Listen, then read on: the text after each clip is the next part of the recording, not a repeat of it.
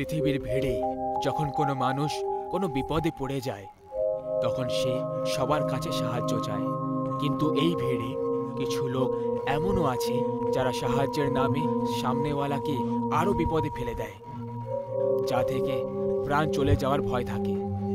কালো অন্ধকার রাতে শিয়ালদের চিৎকারের আওয়াজ আসে। একটা বড় গাছে অনেকগুলো কাক একসঙ্গে বসে কা কা করে ওখান থেকে উড়ে চলে যায়। সুমিত ড্রাইভিং সিটে বসেছিল, দিশা ওর পাশের সিটে বসেছিল। বেবি, তোমার ছেলে চাই না মেয়ে? ছেলে হোক বা মেয়ে, আমার জন্য দুটোই সমান সমান। তাছাড়া তোমার কি চাই? যেটা তোমার পছন্দ সেটাই আমার পছন্দ। তখনই অনেকগুলো কাক উড়ে যাচ্ছিল, তাদের মধ্যে একটা কাক গাড়ির দিকে মুড়ে যায় আর উইন্ডস্ক্রিনের সাথে ধাক্কা খেয়ে মরে যায়। উইন্ডস্ক্রিন ক্র্যাক হয়ে যায় আর অনেক রক্তও বেরিয়ে যায়। সুমিত তক্ষুনি ব্রেক লাগিয়ে গাড়ি থামিয়ে দেয়। দুজনে গাড়ি থেকে বাইরে বেরিয়ে আসে। দিশা ঘাবড়ে গেছিল আর এদিকে সুমিত মৃত কাকের দিকে তাকিয়েছিল। সুমিত এগিয়ে চলে গেল আর কাকটাকে তুলে দূরে ছুড়ে দেয়। সুমিত, এই রাস্তা দিয়ে যাওয়াটা আমার ঠিক লাগছে না। তার উপর তোমার এই ভাঙা গাড়ি, আমরা অন্য কোনো রাস্তা দিয়ে যাই না? বেবি, এটা ভাঙা গাড়ি নয়, এটা খানদানি গাড়ি।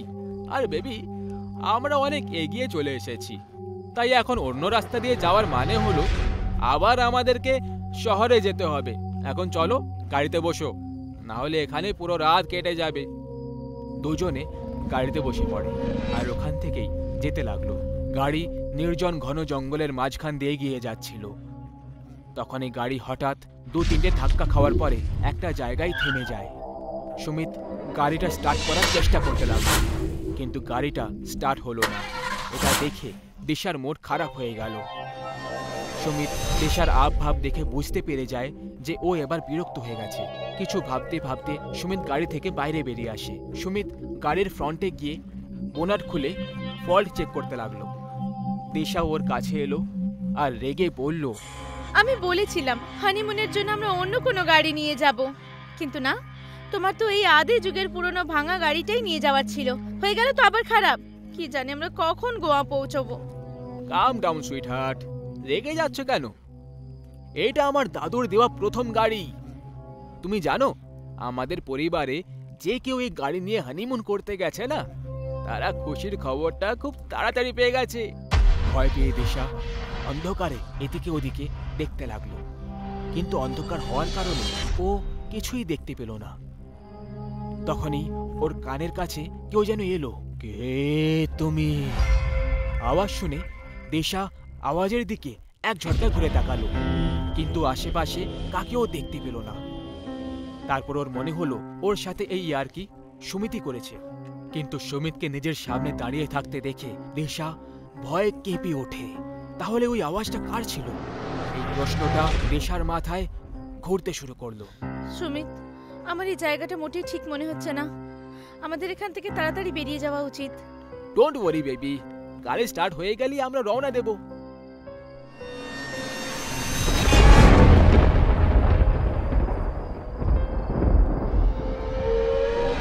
দিশা, কি হলো? ডাইনি, তোমার পেছনে। সুমিত মোবাইলের লাইট অন করে দেখে, তখন ওর পেছনে একটা বুড়ি মহিলাকে দেখতে পায়। ক্রমাগত বিদ্যুৎ চমকাচ্ছে। দিশার এখন একটু অদ্ভুত মনে হচ্ছিল। দিশা এ কোনো ডাইনি নয়, একজন বৃদ্ধ মহিলা। শোনো ঠাম্মা, আমাদের গাড়ি খারাপ হয়ে গেছে। আমরা আজ রাত এখানে আশেপাশে কোথাও কি থাকার জায়গা পেতে পারি? সুমিত, আমাদের এভাবে অজানা লোকেদের কাছে সাহায্য চাওয়া উচিত নয়। তার উপর ওনাকে দেখতে ঠাম্মা কম, ডাইনি বেশি মনে হচ্ছে আমার। এখন সবাই তোমার মতো এত যুবতী আর সুন্দরী তো হতে পারে না আমার ডার্লিং। ডোন্ট ওয়ারি, ও একটা বুড়ি, ওর নিজের একটা পা কবরে আছে। এ চাইলেও আমাদের কি ক্ষতি করতে পারবে? কাছে একটা ডাক বাংলো আছে যেখানে আমি দেখাশোনার কাজ করি। তোমরা দুজন ওখানে থেকে যেতে পারো। ডাক বাংলার দরজা ভেতরের দিকে ভয়ঙ্কর আওয়াজের সাথে খুলল। দরজার সামনে উষা আর তার সামনে সুমিত আর দিশা দাঁড়িয়েছিল। তিনজন ভেতরে চলে আসে আর তখনই দিশার উপরে একটা সাপ পড়ে যায়। দিশা চিৎকার করে লাফাতে লাগলো। উষা ওকে বলল, ভয় পেও না, এটা নকল সাপ, এটা খেলনা। আমার নাতি নাতনিরা এটা দিয়ে খেলা করে। যাও গিয়ে হাত মুখ ধুয়ে নাও, আমি খাবার নিয়ে আসছি। সুমিত আর দিশা একটা রুমের দিকে এগিয়ে গেল। উষা যেতে যেতে ওদেরকে দেখলো, আর তখনই ওর চেহারায় ডাইনির রূপ দেখতে পাওয়া যায়। সুমিত আর দিশা ডাইনিং টেবিলে বসে খাবার খাচ্ছিল। উষা ডাইনির রূপে দুজনকে খাওয়ার সময় সাইডে দাঁড়িয়ে থেকে ওদেরকে দেখতে থাকে আর স্মাইল দিতে থাকে। দিশা গ্লাসে করে জল খাচ্ছিল, আর গ্লাস যখনই টেবিলের উপরে রেখে দেয়, ও নিজের খাবারের থালায় অনেকগুলো পোকামাকড় দেখতে পায়। ও জোরে চিৎকার করে ওঠে আর থালাটা দূরে ছুঁড়ে দেয় আর বমি করার চেষ্টা করতে লাগলো। দিশা, কি হলো দিশা? কি হয়েছে? আরে ওকে, তুমি খাবার ছড়িয়ে দিলে কেন? আমার থালায় অনেকগুলো টিকটিকি, গিরগিটি আর অনেক পোকামাকড় ছিল। আমি খাবার না, শুধু পোকামাকড় খাচ্ছিলাম। তুমি ওই খাবার খেও না, ফেলে দাও সবকিছু। দিশা ফেলে দেওয়া থালার দিকে দেখে তখনই ও শুধু খাবারই দেখতে পেল। তারপর সুমিত দুধের গ্লাস নিয়ে ওকে দুধ খাওয়ার জন্য দেয়। দিশা দুধ খেতে শুরু করে। তখনই ওর মনে হলো যে ও রক্ত খাচ্ছে। গ্লাসের দিকে দেখলো তো দুধ লাল রঙের দেখাচ্ছিল। ও তক্ষুনি গ্লাস ফেলে দেয় আর রক্ত রক্ত চিৎকার করে ওঠে। এটা তুমি কি বলে যাচ্ছ দিশা? দেখো দেখো, ওখানে ওখানে না তো টিকটিকি রয়েছে, না গিরগিটি, আর না পোকামাকড়। ওকে, এই নাও দুধ খেয়ে নাও। সুমিত, সুমিত, এতে রক্ত আছে, আমাকে রক্ত খাওয়াচ্ছ? দিশা, তোমার কি হয়ে গেছে? তোমার শরীর ঠিক আছে তো? ওটা রক্ত নয়, দুধ ছিল।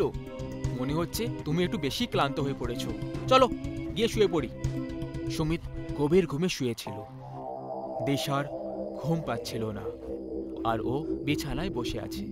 ওর নজর জানালার দিকে যায়, তখন সেখানে ডাইনিকে দাঁড়িয়ে থাকতে দেখে। ও জোরে জোরে চিৎকার করতে লাগলো। সুমিত ঘাবড়ে গিয়ে উঠে পড়ে আর জিজ্ঞেস করে, দিশা, দিশা, কি হয়েছে? কি হয়েছে? সুমিত আর দিশা দুজন জানালার দিকে তাকায়, কিন্তু কাউকে দেখতে পেল না। সুমিত উঠে জানালা বন্ধ করে দেয় আর দিশাকে বলে, দিশা, তুমি যা কিছু দেখে চিৎকার করছো ওটা শুধু তোমার ভ্রম আর কিছুই না।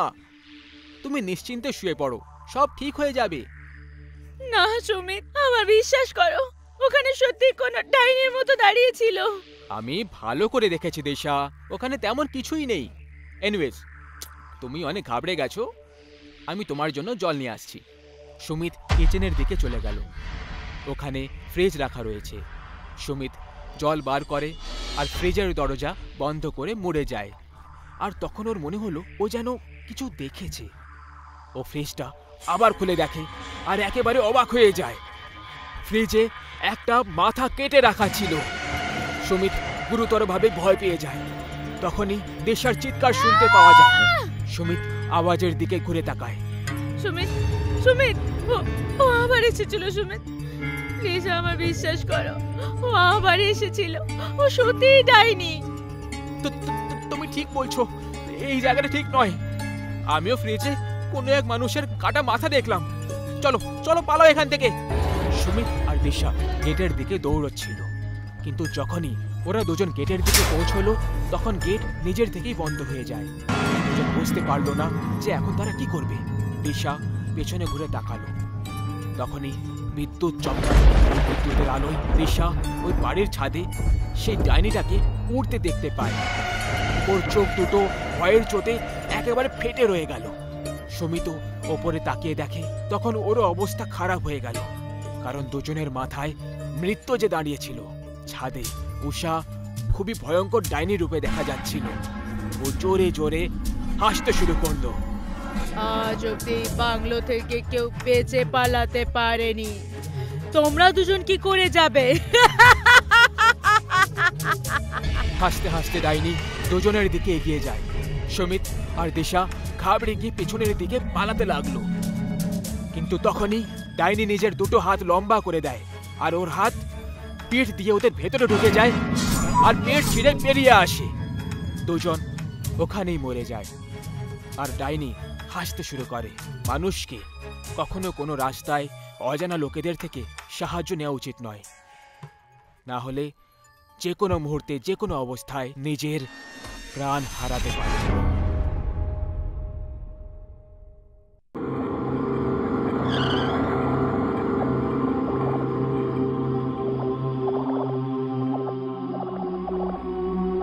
এটা হলো আমাদের নতুন বাড়ি। মানতে হবে জিজুর পছন্দকে। যখন জিজু কোনো জিনিস পছন্দ করে একেবারে টপ ক্লাস পছন্দ করে। এই সব কিছু আমার সঙ্গেরই প্রভাব। আচ্ছা তাই? তা নয় তো কি?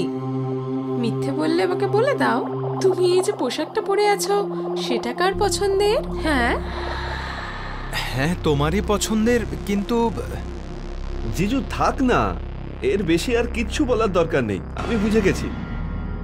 কি বুঝেছ? এটাই যে বিয়ের পর স্বামীরা স্ত্রীর গোলাম হয়ে যায়। কি দিদি? ইয়েস। তোমাদের দুই ভাই বোনের এইসব ফালতু কথা শেষ হয়ে গেলে জিনিসপত্রগুলো নিয়ে ভেতরে চলো।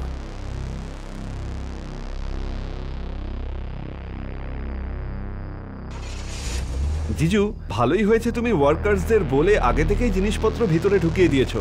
না হলে এত বড় একটা বাংলোতে জিনিসপত্র গোছাতে গোছাতে আমার অবস্থাই খারাপ হয়ে যেত। কি দিদি? শুধু তোর নয়, আমার অবস্থাও খারাপ হয়ে যায় ছোটু। আমি জানি তোমরা খুবই দুর্বল, তাই আমি ওয়ার্কারদের বলে জিনিস গুছিয়েছি। আহা, ছাড়ো তো তুমি। আমি ভালোই জানি যে তুমি কত বড় বাহুবলী। নিচে উঠে এক গ্লাস জলও তো গড়িয়ে খাও না, আবার এসেছেন বাড়ি সাজাবেন। তোমাদের দুই অলসের চক্করে যদি থাকতাম তাহলে আমার নিজের অবস্থাই খারাপ হয়ে যেত। জিজু, এই কথাটা তো আমিও জানি যে 1 নম্বরের অলস আমি নয়, তুমি। চুপ করো। তুমি যদি আমার স্ত্রীর ভাই না হতে না, তাহলে এতক্ষণে আমি তোমার অবস্থা খারাপ করে দিতাম। যখনই দেখো সবসময় খালি দিদির পক্ষেই কথা বলে, বোকা কোথাকার। দিদি, ছেড়ে দাও এই লোকটাকে। খালি এমনি এমনি ভ্যাক ভ্যাক করতে থাকে। দিদি, আমার খুব খিদে পেয়েছে, তাড়াতাড়ি কিছু একটা বানিয়ে দাও যাতে আমি খেয়ে ভালোভাবে শুতে পারি। হ্যাঁ, খিদে তো আমারও পেয়েছে। তোমরা গিয়ে হাত মুখ ধুয়ে নাও, আমি দেখছি কি করা যায়।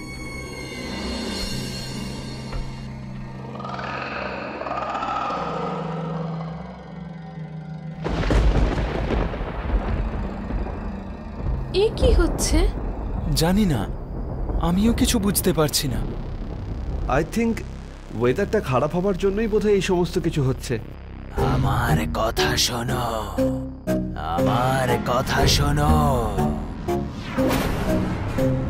সঞ্জয়, এটা কে বললো? আমার কথা শোনো, আমার কথা শোনো। দিদি, মনে হচ্ছে এখানে কোথাও ভূত আছে। পালাও দিদি, পালাও। জিজু,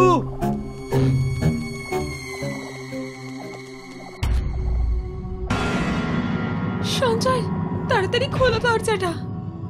চেষ্টা করছি তো নাইনা, কিন্তু খুলছে না।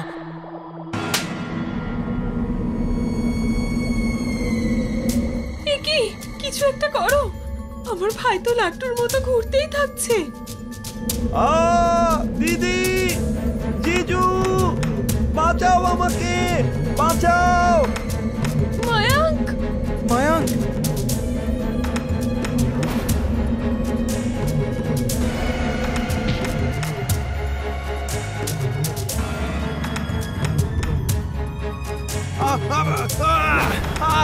বাঁচাও আমাকে। সঞ্জয়, আমার কথা শোনো, আমার কথা শোনো।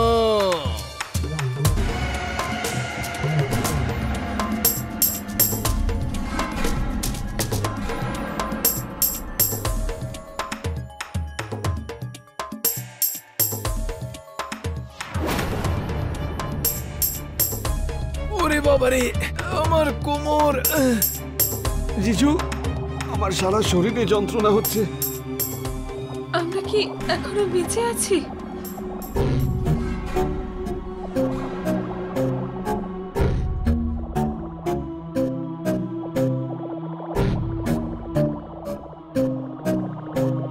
এই বাড়িতে 100% ভূত আছে। আমরা আর এই বাড়িতে থাকবো না। আমরা সবাই এক্ষুনি এই বাড়ি থেকে চলে যাব। চলো। হ্যাঁ জিজু, এই বাড়িটা ভুতুরে, তার থেকে চলো পালাই এখান থেকে।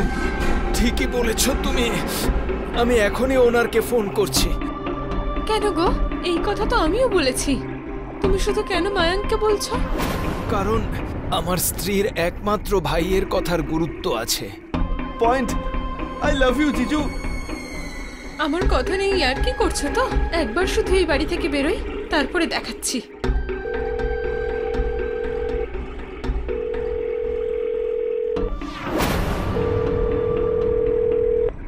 হ্যালো হ্যালো প্রকাশবাবু, আমি সঞ্জয় বলছি, আপনার ভাড়াটে।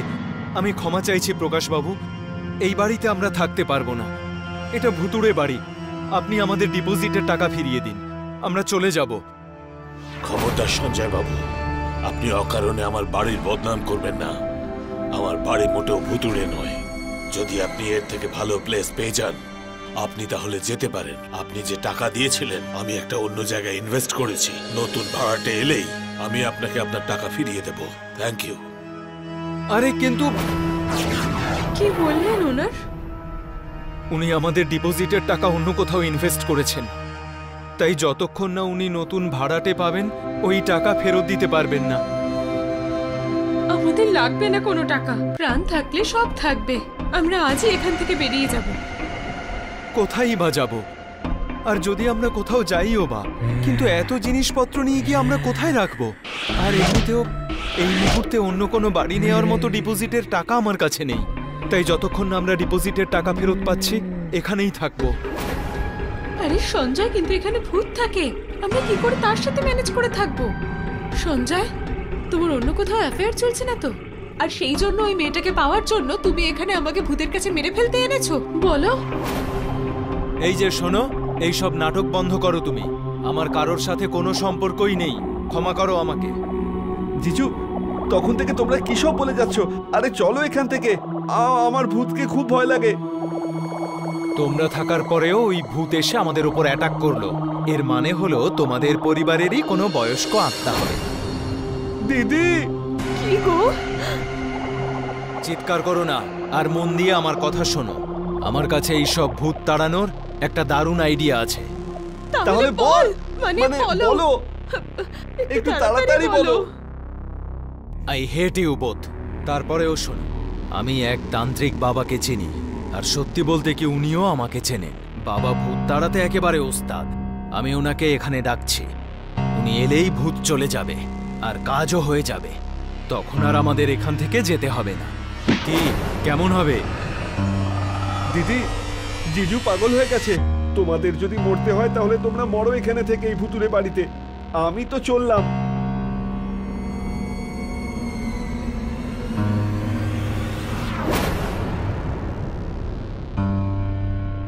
জিজু, তাড়াতাড়ি তান্ত্রিক বাবাকে ফোন করো। বেঁচে থাকলে তাহলে দেখা হবে।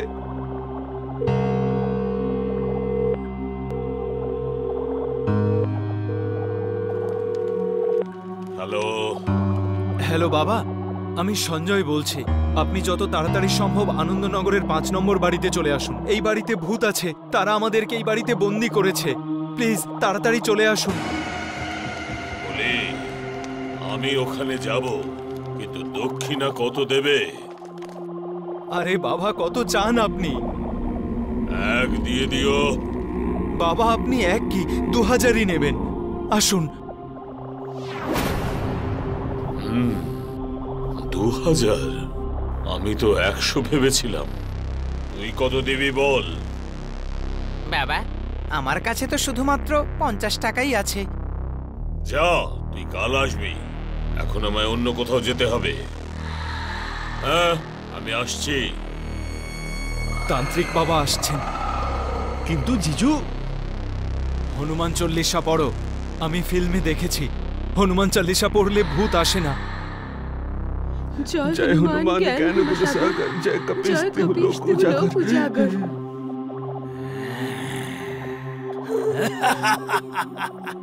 হনুমান চল্লিশা পুরোটা পড়ো। যদি না পড়ো তাহলে আমার ভগবানকে ইনসাল্ট করার জন্য তোমাদের এক এক করে আমি মারবো। এক এক করে মারব। তোমরা দুজনে হনুমান চল্লিশা পুরোটা জানো কি? না,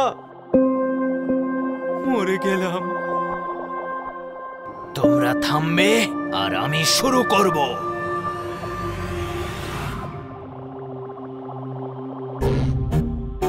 জিজু বাঁচাও আমাকে। সঞ্জয়, আমায় বাঁচাও।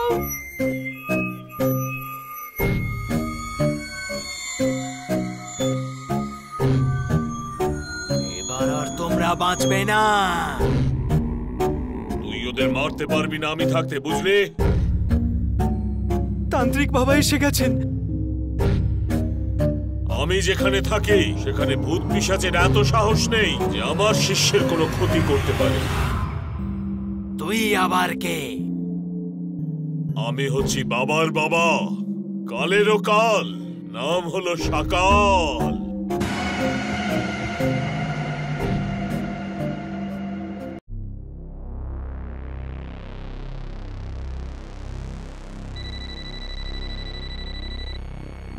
কেমন আছিস মন্টু? আরে ভাই, আমার ভালো মন্দ এখন সব তোর হাতে।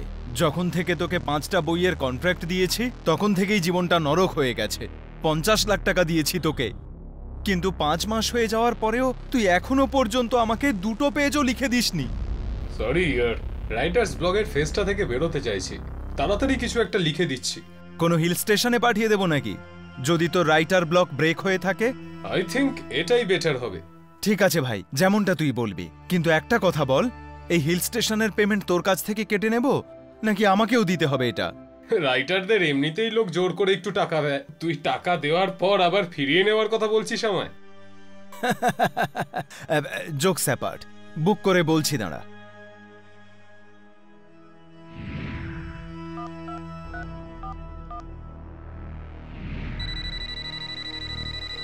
হ্যালো মন্টু বাবু, প্রণাম। হঠাৎ কি মনে করে ফোন করলেন আমায়? আরে জনাব, আপনার কাজের জন্যই তো আপনার কথা মনে পড়বে, তাই না? ঠিকই বলেছেন। কটা বাংলো বুক করবেন আপনি? একটাই চাই শর্মা, কিন্তু এমন একটা জায়গা যেখানে বসে একজন লেখক যেন গুছিয়ে সব গল্প লিখতে পারে। আরে শুধু এইটুকুই চাহিদা মন্টু বাবু, ধরে নিন আপনার কাজ হয়ে গেছে। এমন একটা বাংলো দেখাবো না, দেখে চমকে উঠবেন, তাও সেটা অর্ধেক দামে। তাহলে তো নিশ্চয়ই কোনো না কোনো গন্ডগোল আছে ভাই। আরে স্যার, ওরকম কোনো সমস্যাই নেই, শুধু ওখানে একটা গাছ আছে, ওটার থেকেই একটু দূরে থাকতে হবে। আরে গাছ নিয়ে আমি কি খাবো নাকি? আমি রাইটার চৌধুরীর সাথে কথা বলে ওনাকে ওখানে পাঠিয়ে দিচ্ছি। কাল অথবা পরশুর মধ্যে উনি ওখানে পৌঁছে যাবেন। কিন্তু মনে রাখবেন, উনি কিন্তু খুব নামকরা রাইটার, কোনো ডিস্টার্ব যেন না হয় ওনার। আরে টেনশন নেবেন না মন্টু বাবু, আপনি পাঠিয়ে দিন ওনাকে, আমি দেখে নেব। প্রণাম।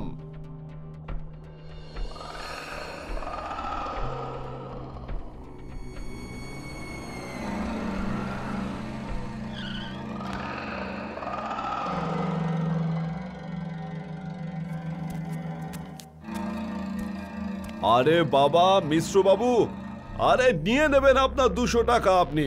হ্যাঁ, আমি কি এখান থেকে পালিয়ে যাচ্ছি নাকি? আচ্ছা, আমি এখন ফোনটা রাখছি, কাস্টমার এসেছে, টাকা কামাবো তারপর না দেবো আপনার টাকা। হ্যাঁ হ্যাঁ, প্রণাম। হ্যাঁ, আপনি কে? আমার নাম চৌধুরী। ওই মন্টু একটা... ও হ্যাঁ হ্যাঁ হ্যাঁ, ফোন করেছিলেন উনি আমাকে, আমি তো আপনার জন্যই অপেক্ষা করছিলাম, কখন থেকে বসে আছি। চলুন যাওয়া যাক পাহাড়ের উপর, একেবারে খাসা ব্যবস্থা করে রেখেছি আপনার জন্য। আসুন, পরে নিন চৌধুরী মশাই, ফর সেফটি। চলুন। আরে যাব বলেই তো বাইকে উঠে বসলাম, চলুন। তাছাড়া আমার এই বাইকটার ব্যাপারে কিছু জিজ্ঞেস করুন। এই বাইকটা আমি ডেভিডের সানের থেকে নিয়েছিলাম, আরে বাইরেও নিয়ে গিয়েছিলাম আমি। দারুণ বাইক এইটা। এই নিন চৌধুরী মশাই, চলে এসেছি, এইটা আপনার বাংলো। কেমন লাগলো বলুন এবার? মাইন্ড ব্লোয়িং, এরকমই তো জায়গা চাইছিলাম। আরে তাহলে তো কথা হয়েই গেল। এই নিন আপনার চাবি আর ভিতরে চলে যান। আমি ততক্ষণ আপনার জন্য খাওয়া দাওয়ার একটু ব্যবস্থা করে আসি। ততক্ষণ আপনি কিচেনের মধ্যে রাখা নুডলস বানিয়ে খেয়ে নিন। কিন্তু কিন্তু কিন্তু কি? ওই গাছটার থেকে দূরে থাকবেন। কেন, ওখানে কোনো ভূত প্রেত থাকে নাকি? হ্যাঁ, তার থেকেও বড় কিছু আছে ওখানে। মানে? মানে হলো যে ওটা কিন্তু এই বাংলোর সম্পত্তি নয়। ওর মালিক যদি একবার অবজেকশন করে দেয় তাহলে কিন্তু আপনার এখানে থাকা মুশকিল হয়ে যাবে। আমি জিনিসপত্র নিয়ে আসছি।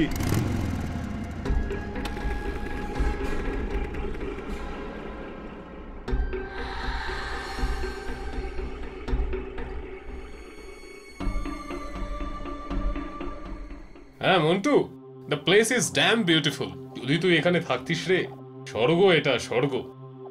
আচ্ছা চল ভাই, আমার মনে হয় ও এসে গেছে।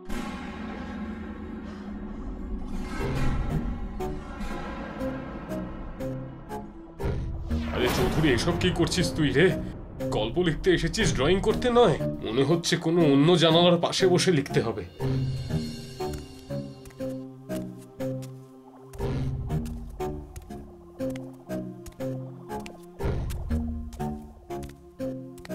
এখানে তো চারদিক দিয়েই গাছটা দেখা যাচ্ছে।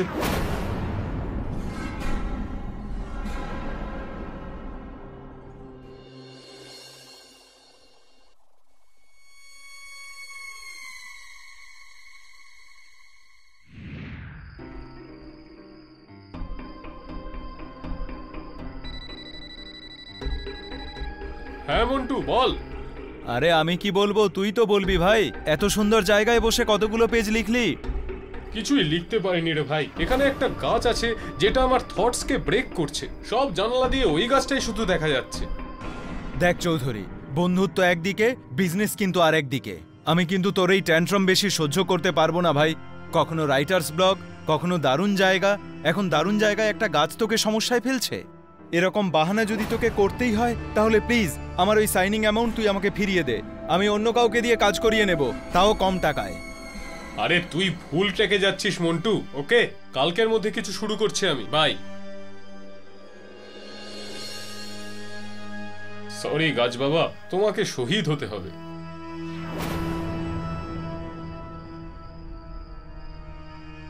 এইবার খেলা হবে। হ্যাঁ বলো শর্মা। আরে কি আর বলবো চৌধুরী মশাই, এটা বলুন যে বাংলোটায় মজা হচ্ছে নাকি না? বাংলো তো আপনাদের খুব সুন্দর শর্মাজি, কিন্তু এই গাছটা খুব কদাকার। আমার ভাবনাগুলোর মধ্যে বাধা হয়ে দাঁড়াচ্ছে এই গাছটা। আমি এই গাছটা কাটতে যাচ্ছি। এই গাছটার যে মালিক, আমি তার সাথে কথা বলে নেব।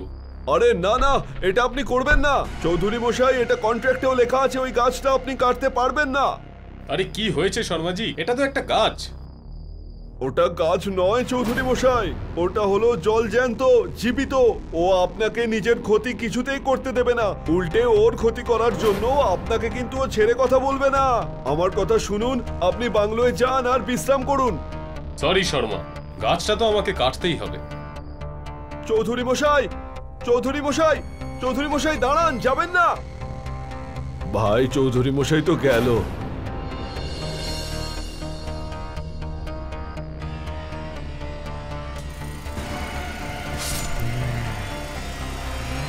এত রক্ত কেন?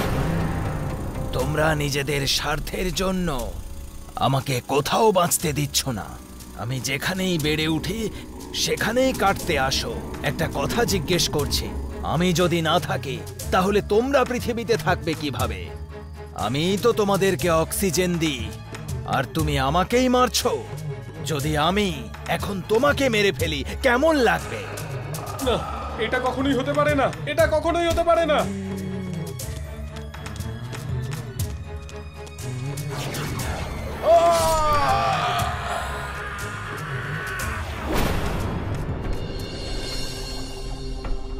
তাহলে বলুন কেমন লাগলো এই বাংলো? Mind blowing. আমি এখানেই থাকবে। তাহলে এই নিন চাবি, কিন্তু কিন্তু কি? ওই গাছটার থেকে দূরে থাকবেন। আরে এমনটা কেন বলছো তুমি? কারণ ওই গাছটা জীবিত।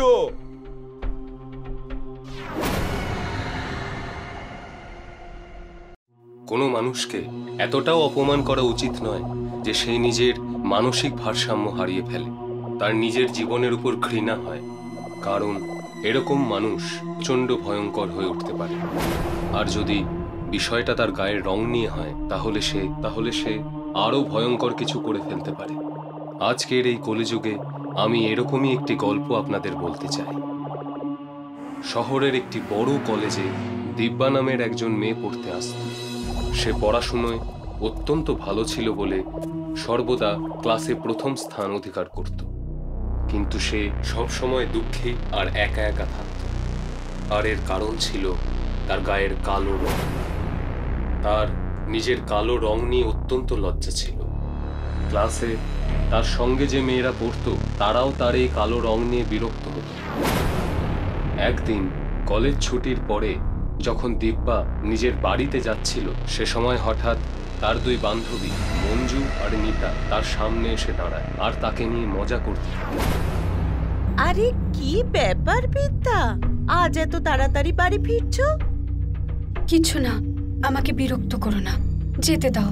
আরে চলে যেও, আমাদের সাথে একটু কথা তো বলে যাও। কে জানে আমাদের সাথে কথা বলতে বলতে তুমি আমাদের মতো ফর্সা হয়ে যেতে পারো, আর অত কুৎসিত দেখতে থাকবে না। মঞ্জু আর নিতা হাসতে থাকে। দিব্যার আরে না না নিতা, এটাও হতে পারে যে কথা বলতে বলতে ওর মতো আমরাও কালো হয়ে যাই আর আমরা বিচ্ছিরি দেখতে হয়ে যাই। না অঞ্জু, সেটা হবে না, কারণ ওর গায়ের রং তো ওর গায়েই থাকবে, সারা জীবন ওর গায়ের রং কালোই থাকবে। দুজন আরো বেশি হাসতে থাকে। দিব্যার এইবার প্রচন্ড রাগ হয়। তোমরা সবাই খুব খারাপ, তোমাদের এইসব ব্যবহারের কারণেই আমার কতটা কষ্ট হয়, এসব কি তোমরা জানো? বেশি কথা বলার প্রয়োজন নেই, যা বেরো, বেশি জ্ঞান দিতে এসেছেন আমাদের। ঠিকই বলেছো, কাল ভালো করে সাবান দিয়ে রগড়ে রগড়ে চান করো, হয়তো তোমার কালো রং একটু কমতে পারে। তারা আরো বেশি করে হাসতে থাকে। দিব্যা মাথা নিচু করে ওখান থেকে চলে আসে। দিব্যা মাথা নিচু করে কাঁদতে কাঁদতে বাড়িতে আসে। বাড়িতে তার মাও ছিল। কি হয়েছে মা, এত কাঁদছিস কেন? আমি কালকে থেকে কলেজে যাব না। কেন, টিচার কিছু বলেছেন বুঝি? না, সেটা নয়। তাহলে কি হয়েছে? ক্লাসের সব মেয়েরা আমি কালো বলে আমাকে নিয়ে ঠাট্টা করে, তাই আমি যাব না। বিদ্যা, এই কথা বলতে নেই, এই সব ঘটেই থাকে, এতে এত চিন্তা করিস না, তুই শুধু পড়াশোনা কর। এই কথা বলে মা নিজের কাজ করতে রান্নাঘরের দিকে চলে গেল। কেউ আমাকে বোঝে না, আর আমার যেটা নিয়ে কি কষ্ট হয় সেটা আমি কাকে বোঝাবো? আর দিব্যা কাঁদতে লাগলো। কয়েকদিন পরে দিব্যা হাসতে হাসতে কলেজে ঢুকছিল। সমস্ত মেয়েরা তাকে আবার রাগাতে লাগলো। দিব্যা চুপচাপ গিয়ে নিজের বেঞ্চে বসে পড়ল। মঞ্জু ওর পাশে এসে বসলো আর ওর সাথে কথা বলা শুরু করলো। কি হলো, আজকে খুব খুশি মনে হচ্ছে? কিছুই না, এমনি আমার মনটা আজকে ভালো লাগছে। কেন, তুমি ফর্সা হয়ে যাবে নাকি? না, আরো ভালো কিছু ঘটতে চলেছে, হয়তো সবকিছু ঠিক হতে চলেছে। কি ঠিক হতে চলেছে আর কিভাবে সেসব আমি জানি না। তোমার মাথাটাই গেছে মনে হচ্ছে, কি উল্টো পাল্টা বকছো। না, কিন্তু ওইসব ছাড়, এই নে চকলেট খা, আমার মা নিজের হাতে এটা বানিয়েছে। দারুণ তো। আচ্ছা, তোমার এই ক্লাসে আসার আর আমার সাথে কথা বলার কিছু তো লাভ হলো। মঞ্জু সেই চকলেটটা নিয়ে খাওয়া শুরু করলো। বাহ, দারুণ খেতে তো। আর আছে? না, এখন আমার কাছে নেই, কিন্তু বাড়িতে আছে। এটা শুধু টেস্ট করানোর জন্য এনেছিলাম। ঠিক আছে, কালকে আরো বেশি করে এনো। পরের দিন যখন দিব্যা কলেজে এলো, তখন ক্লাসের সমস্ত মেয়েরা এক জায়গায় জড়ো হয়েছিল। দিব্যা গিয়ে দাঁড়ালো নিতার পাশে। কি হলো, সব ঠিক আছে তো? এসে গেছিস?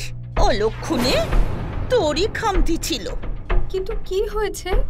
অঞ্জু কাল রাত থেকেই খুব অসুস্থ, ডাক্তার বুঝতেই পারছে না কি হয়েছে। দিব্যা মঞ্জুর কথা শুনে খুব খুশি হলো।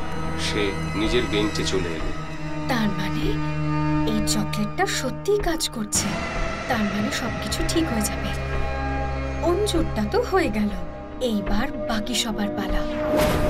দিব্যা নিজের ব্যাগ থেকে অনেকগুলো চকলেট বার করলো, তারপরে ফিরে গেল সেই মেয়েগুলোর কাছে।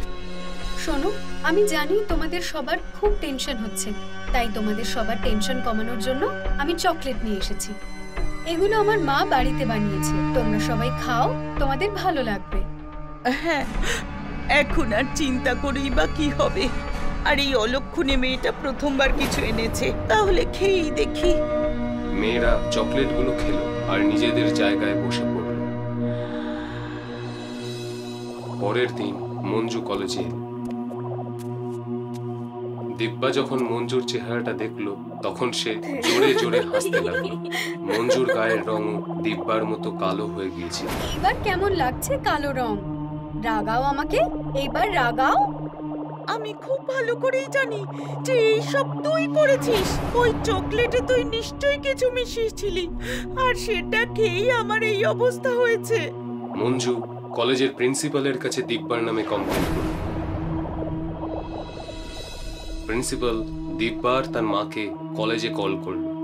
ততদিনে সমস্ত মেয়ের গায়ের রং কালো হয়ে গিয়েছিল, আর সেটা দেখে দিব্যা খুব খুশি হয়েছিল। এখানে কি হচ্ছেটা কি?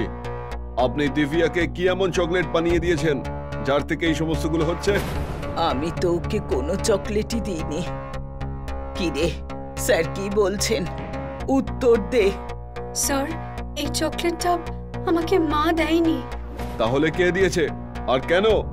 স্যার, একদিন আমি কলেজের পিছনে কাঁদছিলাম, কারণ সবাই আমার কালো রঙের জন্য আমাকে নিয়ে ঠাট্টা করত। তখনই সেখানে একটা লোক আসে। কি ব্যাপার মা, এই সাত সকালে তুমি কেন কান্নাকাটি করছো? আপনি কে? আমি হলাম সেই মানুষ যে তোমার সমস্যার সমাধান করবে। তোমার কি সমস্যা আমাকে বলো। আমার ক্লাসের সব মেয়েরা আমার কালো রঙের জন্য আমাকে নিয়ে ঠাট্টা করে, আর এই জন্য আমার খুব কষ্ট হয়। ও, এই ব্যাপার। তুমি একটা কাজ করো, এর একটা সমাধান আছে আমার কাছে। সেই তান্ত্রিক কালা জাদু দিয়ে অনেকগুলো চকলেটস তৈরি করল আর সব দিব্যাকে দিয়ে দিল। এটা তুমি তাদেরকে খাওয়াবে যারা তোমাকে নিয়ে মজা করে, আর তারপরের সব কাজ এই চকলেট করবে। এবার তুমি যাও, সবকিছু ঠিক হয়ে যাবে। ওনার কথাতেই আমি এসব করেছি, আর এবার আমার খুব ভালো লাগছে। ওদের সবাইকে এবার আমার মতোই দেখতে লাগছে। এইবার কেউ আমাকে আর কালো বলে রাগাবে না। প্রিন্সিপাল সমস্ত ব্যাপারটা বুঝতে পারলেন।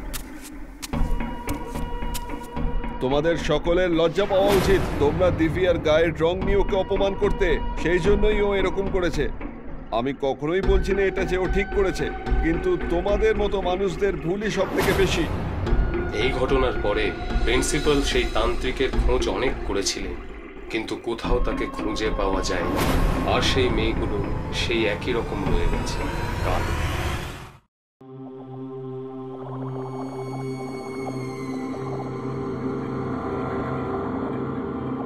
দাদা, এটা হলো কালকের বিয়ের জিনিসপত্রের পুরো লিস্ট। তুমি সব ঠিকঠাক চেক করেছিলে তো? কোনো মিসিং নেই তো? আরে দাদা, তুমি কিছু বাদ গেছে কি জিজ্ঞেস করলে? এখানে তো 10টা থালা, 20টা চামচ, একটা তাকিয়া আর একটা চাদরে মরচে ধরে গেছে। যখন থেকে আমি এই পার্টি অর্গানাইজ করার কাজ শুরু করেছিলাম না সোনু, তখন থেকে আমি একটা জিনিসই দেখছি। জিজ্ঞেস করো কি? হ্যাঁ, বলুন কি? ছোটবেলায় আমি পাড়ার প্রতিবেশীদের বাড়িতে আলাদা আলাদা প্লেট গ্লাস দেখে সবসময় অবাক হয়ে দেখতাম যে এদের বাসনপত্র আলাদা আলাদা কেন। এটা শখ নাকি অভ্যাস? কিন্তু এখন গিয়ে জানতে পারলাম যে এটা কোনো শখও নয়, অভ্যাসও নয়। ওরা এই বাসনপত্রগুলো বিয়ে বাড়িতে গিয়েই জোগাড় করেছে। মানে জীবনের এই অভ্যাসটা বহুকাল ধরেই চলে আসছে। ঠিকই বলেছো তুমি দাদা, তীর একদম নিশানায় লাগিয়েছো।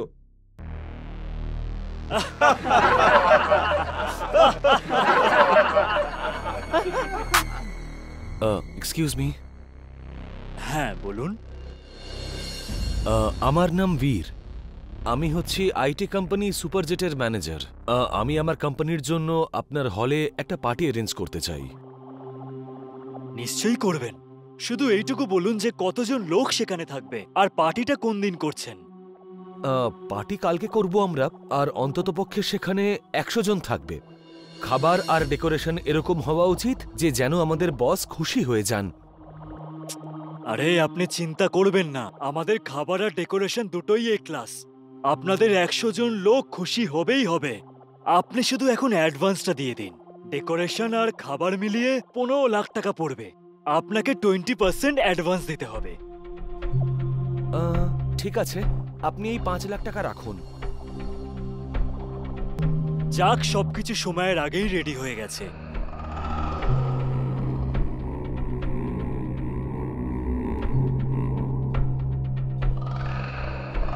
এ কি, কোল্ড ড্রিঙ্কটা ঠান্ডা নেই কেন? শোনো শোনো, এই ফ্রিজে জল আর কোল্ড ড্রিঙ্কটা ঠান্ডা হচ্ছে না কেন? ও ক্ষমা করে দেবে দাদা, আমি তো তোমাকে বলতেই ভুলে গিয়েছি যে ফ্রিজটা খারাপ হয়ে গিয়েছে। শয়তান ছেলে, আজকে পার্টি আছে আর এখন তুই বলছিস ফ্রিজ খারাপ হয়ে গেছে? আরে মূর্খ ছেলে, মনোযোগ কোথায় থাকে তোমার? আমার ব্যবসাটাকে কি লাটে তোলার জন্যই এসেছিস তুই? এবার পার্টিতে যে গেস্টরা আসবে তাদের কোল্ড ড্রিঙ্ক ঠান্ডা জল কি করে খাওয়াবো বল আমাকে। দাদা তুমি রাগ করো না, আমি একটা ব্যবস্থা করতে পারি। স্টোর রুমে একটা অনেক পুরনো ফ্রিজ রাখা আছে, সেটা চলেও। আজ আমরা সেটা দিয়েই কাজটা চালিয়ে নিই, কাল পাল্টে নেব। কি বলো দাদা? এটা ছাড়া আমাদের কাছে কি আর কোনো অপশন খোলা আছে? যে জিজ্ঞাসা করছিস কি করব দাদা, চল স্টোর রুম, দেখা আমাকে ফ্রিজ।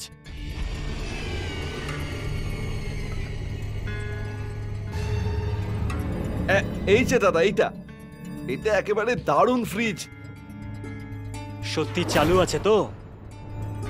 মিথ্যে বললে আমার জিভ কেটে যাবে দাদা। ঠিক আছে, তুই যা কিচেনটা দেখ, আমি এটা সেট করছি। আচ্ছা দাদা। ভগবানের অশেষ অশেষ কৃপা যে সময়ের আগে জোগাড় হয়ে গেছে, না হলে নতুন ফ্রিজ কিনতে হতো।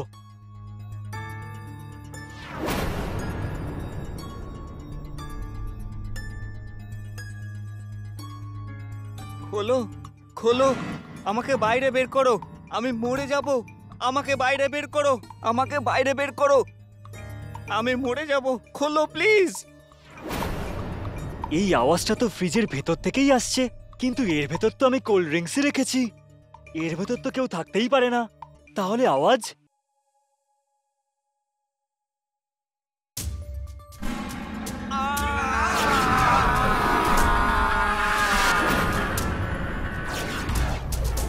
এটা কোথায় চলে এলাম?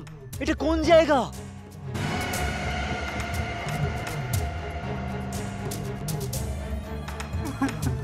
দাদা শুনছেন? দাদা আপনি কাঁদছেন কেন? কে আপনি?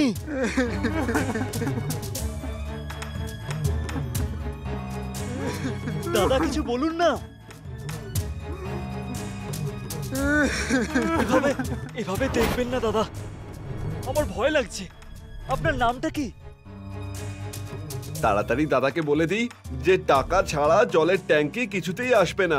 যদি ভুলে যাই তাহলে দাদা হেভি গাল দেবে। দাদা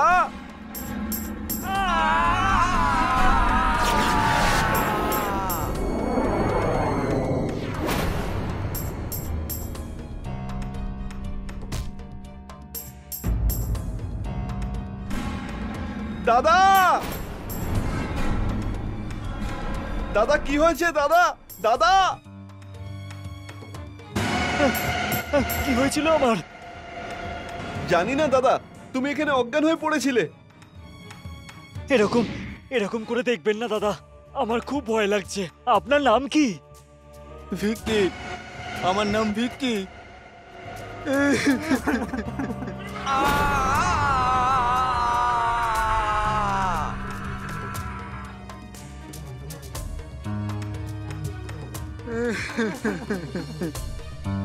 কি ভাবছো তুমি দাদা?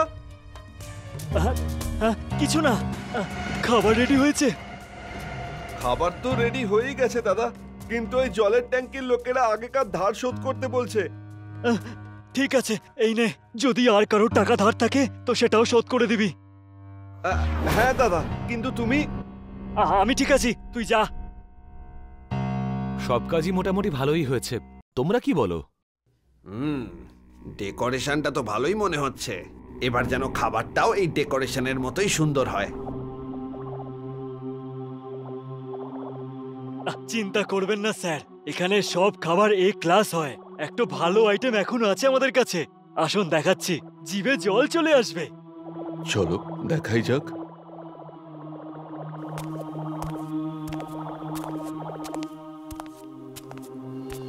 এই দেখুন স্যার। ওয়াও, এই ফ্রিজটা তো অ্যান্টিক পিস মনে হচ্ছে। মদন, এই ফ্রিজটার অ্যান্টিক দেখাটাই হচ্ছে এর বিশেষত্ব, নাকি আরো কিছু বিষয় আছে এর মধ্যে? এই ফ্রিজের পিছনে একটা রহস্য লুকিয়ে আছে, সেটা বেশ অদ্ভুত। কিরকম গল্প? ভিকিকে তো আপনারা সবাই চেনেন।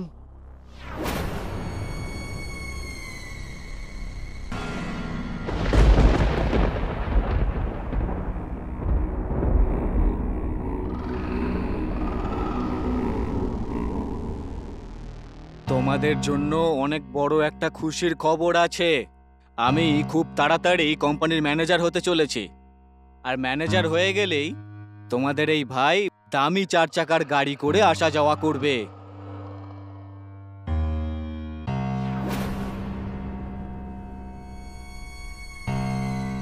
এটা তো খুব খুশির খবর। তোমরা কি বলো বন্ধুরা? হ্যাঁ হ্যাঁ, চিয়ার্স।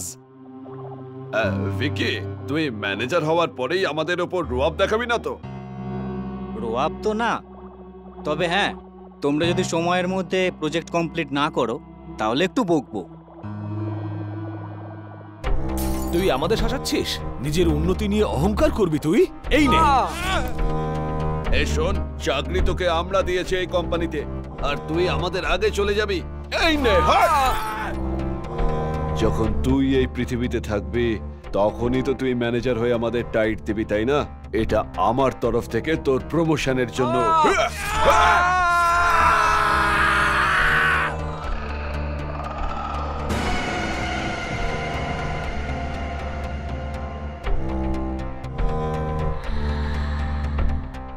এর আগে এখানে কেউ চলে আসুক, তার মধ্যে ওকে ফ্রিজে ঢোকাতে হবে। তারপরে ওর লাশটা নিয়ে গিয়ে জঙ্গলে ফেলে আসবো। হাত লাগাও, চলো।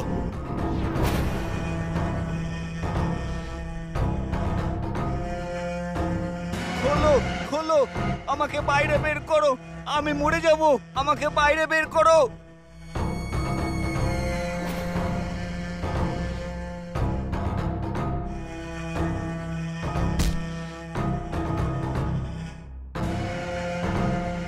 আমরা ধরা পড়ে যাব না তো? বীরের প্ল্যান কখনো ফেল করে না।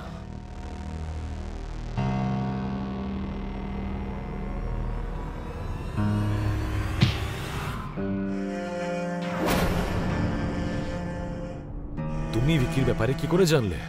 দুর্ভাগ্যবশত তোমরা ভিকিকে এই ফ্রিজেই আটকে রেখেছিলে। এটা এই হোটেলের পুরনো মালিক কিনেছিল আর স্টোর রুমে পড়েছিল। ভিকি এই ফ্রিজের মধ্যেই ছিল।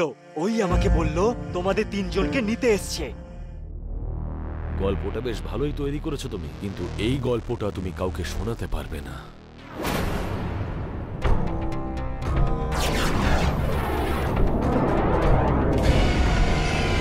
তো আমি তোমাদের এরকম করতে দেব না। ভিকি? হ্যাঁ, ভিকি, যে তোমাদের মতো বিশ্বাসঘাতকদের দোষের শাস্তি দিতে এসেছে। না ভিকি, না, তুই এমনটা করতে পারিস না। আমরা তো বন্ধু, বল। বন্ধু যদি হও তাহলে বলো আমাকে মারলে কেন? ভগবান তোমাদের মতন বিশ্বাসঘাতক আর বেঈমান বন্ধু যেন কাউকে না দেয়। তৈরি হয়ে যাও।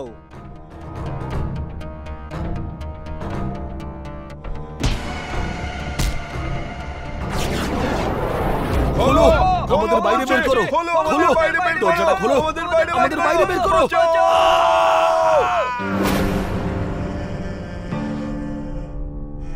আরে এটা কি ছিল দাদা? এটা এমন একটা ঘটনা যেটা তুই আর আমি ছাড়া আর কেউ বিশ্বাস করবে না যে এরকমও ঘটেছিল। তুই যদি লোকেদের কাছে পাগল প্রমাণিত না হতে চাস তাহলে এই ঘটনাটা নিজের মাথার মধ্যেই গেঁথে রাখিস।